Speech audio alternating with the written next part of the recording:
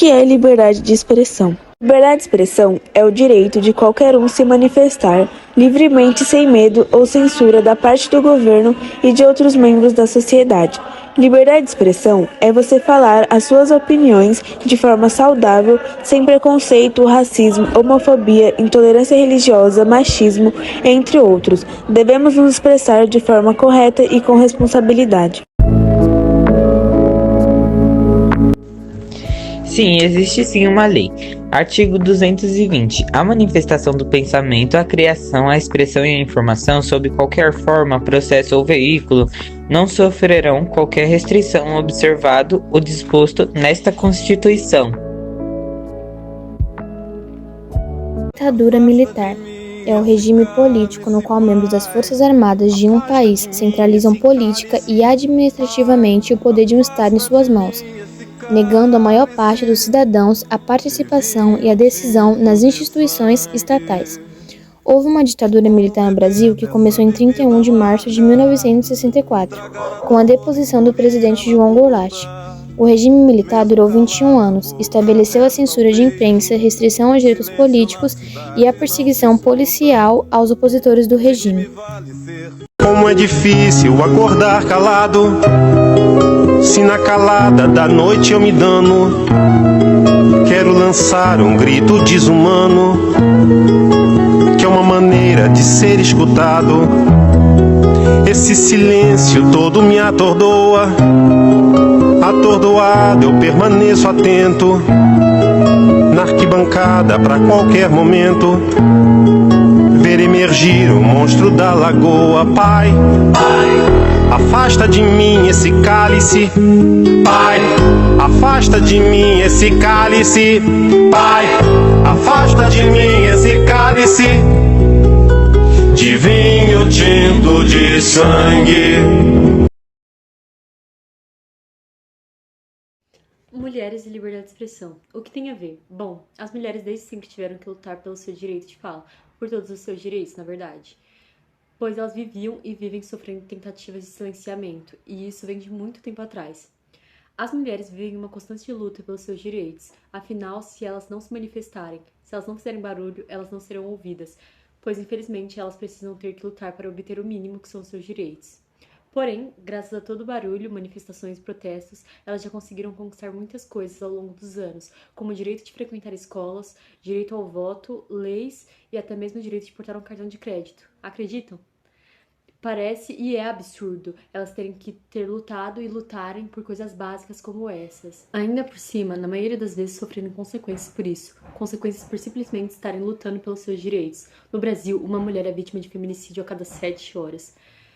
Em muitos dos casos, simplesmente por serem mulheres, por lutarem pelos seus direitos ou até mesmo por terem uma opinião diferente. As mulheres sempre precisaram lutar por sua liberdade de expressão.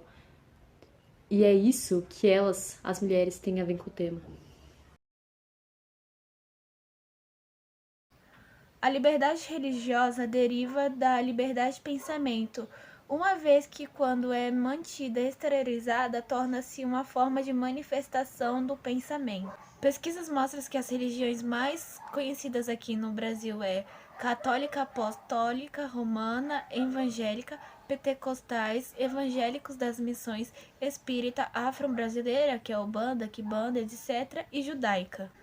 A intolerância religiosa é o ato de discriminar e ofender religiões, liturgias e culto, ou ofender, agredir e discriminar pessoas por conta das suas práticas religiosas e crenças. A intolerância religiosa está marcada na história da humanidade, principalmente porque no passado era muito comum estabelecimentos de pacto entre as religiões. O Brasil registrou 3 queixas de intolerância religiosa por dia.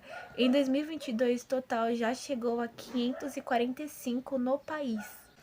Andar até o ponto de ônibus de roupa branca e o colar de conta chamado guia foi o suficiente para a enfermeira Carolina Vieira, de 35 anos, ser atingida por uma lata de refrigerante jogada de dentro de um carro, seguido por gritos de macumbeira, e isso é do diabo.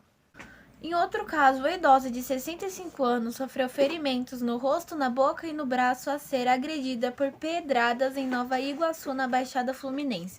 De acordo com a família, ela foi vítima de intolerância religiosa. Maria da Conceição Siqueira da Silva foi socorrida no Hospital Geral de Nova Iguaçu na sexta-feira. Levou ponto na testa e na boca. Ferimentos, segundo a filha, foram provocados por uma pedrada arremessada por uma vizinha. No ano passado, no mesmo período, foram 466 denúncias, ou seja, 2022 registrou um aumento de 17%. No primeiro semestre de 2022, foram 498 queixas, um aumento agora de 9,4%.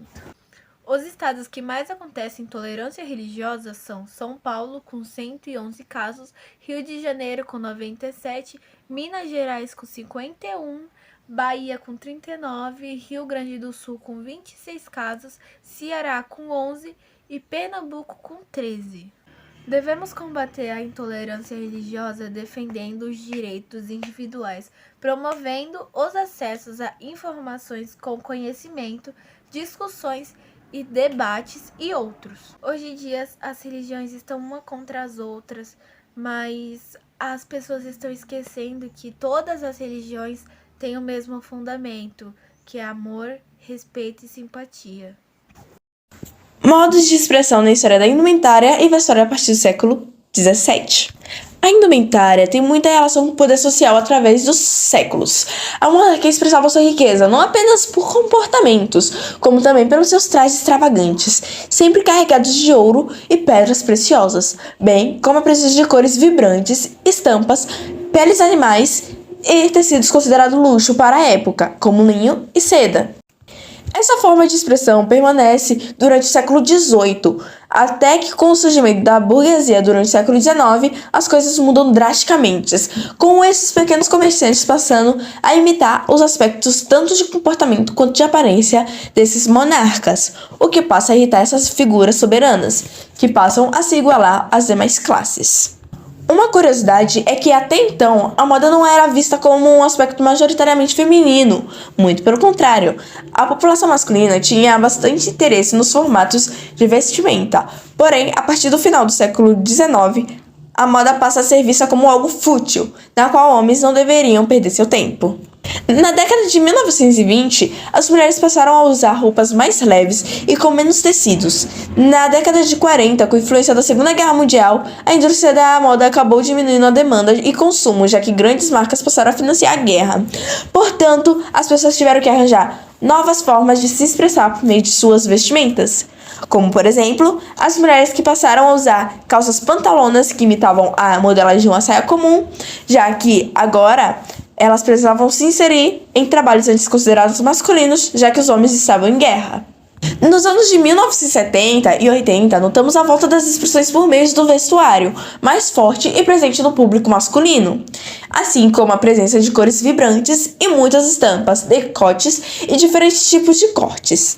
Na década de 90, temos a enorme influência das top models pelas grandes marcas de sucesso.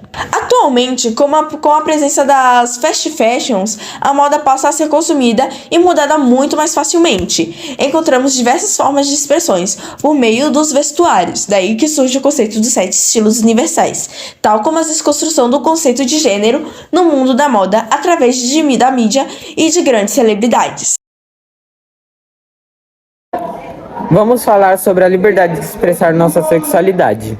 Milhares de jovens, de adultos, de pessoas de toda e qualquer idade sofrem um preconceito absurdo apenas pelo simples fato de amarem, mas amarem pessoas do mesmo gênero ou por se identificarem com algum outro sem ser biológico, por gostarem de mais de um gênero ou de todos. A questão é, são julgadas e discriminadas simplesmente por serem quem são, e às vezes até mesmo morta. O Brasil é o país que mata mais LGBTs no mundo. A cada 19 horas uma pessoa LGBT é morta no país. A luta das pessoas LGBT é algo que já vem de muito tempo atrás.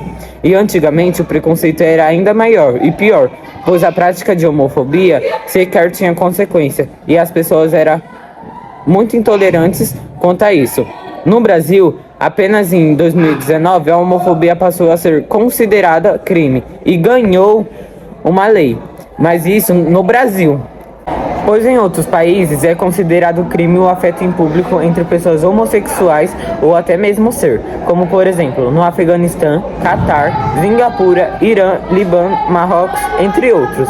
Porém, até mesmo dentro da comunidade, às vezes existe a falta de liberdade de expressão, como por exemplo com as pessoas bi e pans, por se atraírem por mais de um gênero, muitas das vezes são taxadas de indecisa. A comunidade LGBT ainda tem muita luta pela frente, assim como tiveram antigamente para obter seus direitos. E com muito esforço conseguiram resultados. E com um pouco mais dele, a cada dia, a comunidade terá sua liberdade de expressão 100% conquistada e respeitada. A liberdade de expressão também tem os seus limites, a partir do momento que interfere a liberdade do próximo. Não devemos confundir liberdade de expressão com discurso de ódio e usar a liberdade de expressão como desculpa para ameaças, ofensas, xingamentos, racismo, bullying, entre outros. Todos nós devemos nos expressar de forma consciente, tendo responsabilidade dos seus atos, das suas atitudes e que tudo terá uma consequência. Lembrando que ameaça, discurso de ódio, bullying, racismo, preconceito é crime.